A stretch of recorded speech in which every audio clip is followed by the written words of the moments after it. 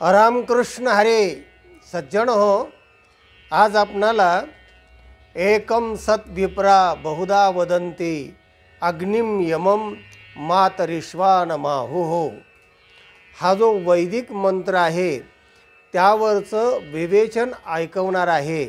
मनाचे कान करून ऐका। या मंत्रामध्ये एकम सत विप्राह बहुधा वदंती हे जे 5 पद आहेत ना, याच्यावर थोडं आपण आज विवेचन करणार आहोत, कारण विषय फार मोठा आहे आणि गहन आहे। शास्त्रामध्ये जे 6 प्रमाण सांगितलेले आहेत ज्ञान होण्यासाठी, या प्रमाणांचा उपयोग होतो। प्रत्यक्ष, अनुमान, शब्द, उपमान, अर्थापत्ती आणि अनुपलब्धी हे 6 प्रमाण आहेत। त्यामध्ये शब्द प्रमाण जे आहे ते म्हणजे वेद आहे। आणि शब्द प्रमाण किती बलवान प्रमाण आहे तर त्याच्यावर आपले व्हिडिओ झालेले आहेत, ते जरूर ऐका। तेव्हा शब्द प्रमाण म्हणजे वेद आहे। वेद राशी आहे शब्दांचं आणि वेदामध्ये सगळ्या प्रकारचं ज्ञान सांगितलेलं आहे। वेद म्हणजे ज्ञानाचं सुप्रीम कोर्ट आहे। सगळ्यात बलवान प्रमाण म्हणजे वेद आहे। वेदात सांगितलं आहे ना, मग बरोबर आहे, मग पुढे अपील नाही। तर अशा प्रकारचा जो वेद आहे, तर 4 वेद आहेत, ऋग, यजु, साम आणि अथर्व। त्याच्यामध्ये ऋग्वेद जो आहे तो त्यातली त्यात आणखीन पुराण आहे, म्हणजे जुना आहे, पहिला आहे। तर त्या ऋग्वेदातला हा मंत्र आहे, एकम सत विप्रा बहुधा वदंती अग्निम यमम मातरिश्वान माहुः असा हा मंत्र आहे। आता हे जे वैदिक तत्वज्ञान आहे त्याच्यामध्ये 2 प्रमुख वाद आहेत, एकेश्वरवाद आहे आणि बहुईश्वरवाद आहे। तर एकेश्वरवादासंदर्भामध्ये सर्वांचं जवळजवळ एक मत आहे आणि तेच आजचा आपला हा विषय आहे। आता एकम असं हे पहिलं पद आहे। एकम म्हणजे एक फक्त ब्रह्म आहे। एकम अद्वितीयम ब्रह्म नेह नानास्ति किंचन। तेव्हा एक असणारं जे ब्रह्म आहे न द्वितीयम, अद्वितीयम आहे, पहिलं एकच ब्रह्म। त्यानंतर एकोहम बहुश्याम, मी एक आहे, अनेक रूपाने होणार। मग माया निर्माण झाली आणि मायेच्या आधाराने मग हे सगळं जगत, त्रिगुण, पंचमहाभूत ह्या सगळ्या गोष्टी नंतर निर्माण झाल्या। तेव्हा एक जे आहे तर ते ब्रह्म आहे आणि ते अद्वितीय आहे आणि ते एकटं एकाकीन रमते अशी श्रुती आहे। त्याला एकट्याला करमलं नाही, मग त्याला एकोहम बहुश्याम अशी इच्छा झाली, मग हे माया निर्माण झाली आणि तिने हे सगळं पुढचं वाढवलं। तेव्हा असं एकमचा अर्थ आहे आणि ते अनादि अनंत आहे। कुठून हे ब्रह्म आहे केव्हापासून सांगता येत नाही, ते अनादि आहे आणि पुन्हा अनंत आहे। पुढेही ते त्याचा अंत होत नाही, न अंतः म्हणजे अनंतः असं ते आहे, आदि आहे आणि अनंत आहे। 6 गोष्टी अनादि अनंत आहेत।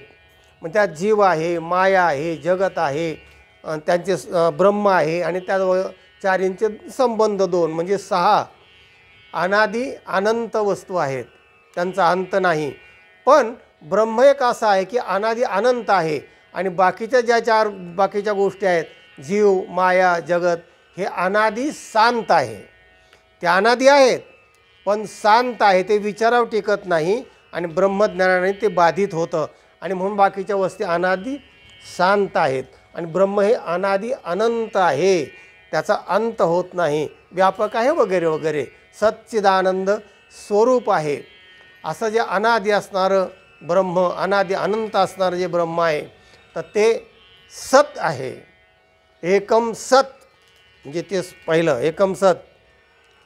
विप्राह, विप्राह याचा अर्थ आहे, कोण विप्राह?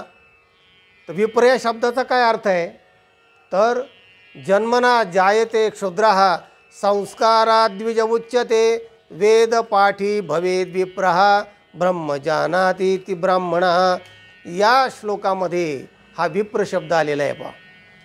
जन्मना जायते क्षुद्रः, प्रत्येक मनुष्य जन्मता क्षुद्र असतो, म्हणजे सामान्य असतो. तो कोणत्या धर्माचा, कोणत्या जातीचा, कोणत्या रंगरूपाचा असं काही नसतं, तो क्षुद्र असतो. जन्मना जायते क्षुद्रः संस्कारात द्विज उच्यते, त्याच्यावर संस्कार केले की त्याला ब्राह्मण असं म्हणलं जातं. आणि वेद पाठीत भवेद विप्रहा, वेदाध्ययन केलं की त्याला विप्र अशी संज्ञा येते, म्हणून तो वेदशास्त्र संपन्न असतो, त्यालाच विप्र असं म्हणतात. तर इथे विप्र शब्द आलेला आहे बघा. एकम सत, सत्य एकच आहे. आणि विप्रा हा बहुधा वदंती, म्हणजे हे विद्वान लोक, वेदपाठी लोक त्या एका सत असणाऱ्या तत्वाला वेगवेगळ्या रूपाने नाव ठेवतात, संबोधितात. वदंती हे क्रियापद आहे. बहुधा वदंती म्हणजे वेगवेगळ्या रूपाने त्याला हाक मारतात.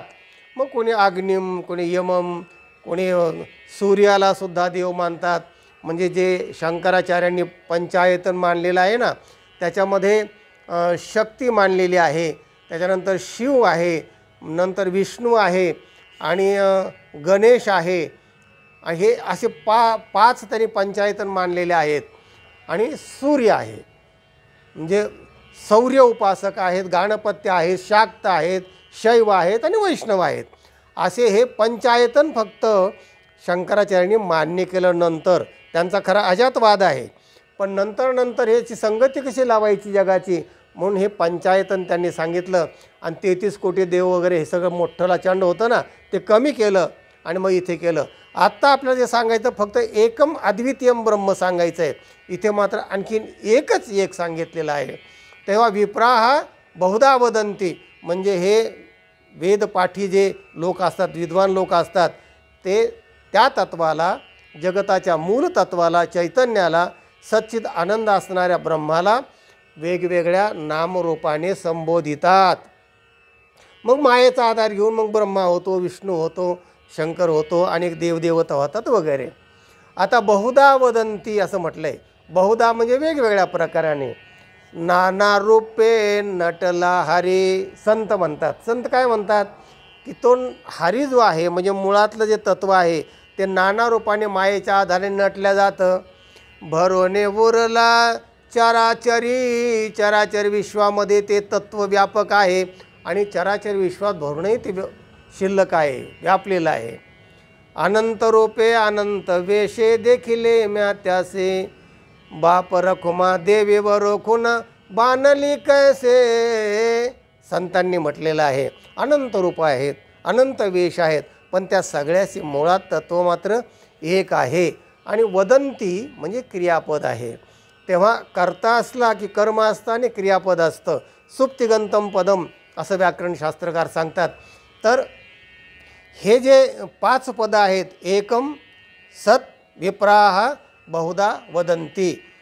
आता एक ईश्वरवाद जो आहे तो सर्व संतांनी मान्य केलेला आहे.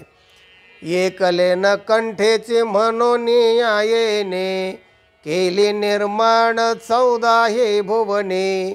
श्रुतीच म्हणते एकाकीनं रमते, त्याला एकट्याला करमलं नाही, म्हणून त्याने हे सगळं निर्माण केलं, मायेचा आधार घेऊन निर्माण केलं.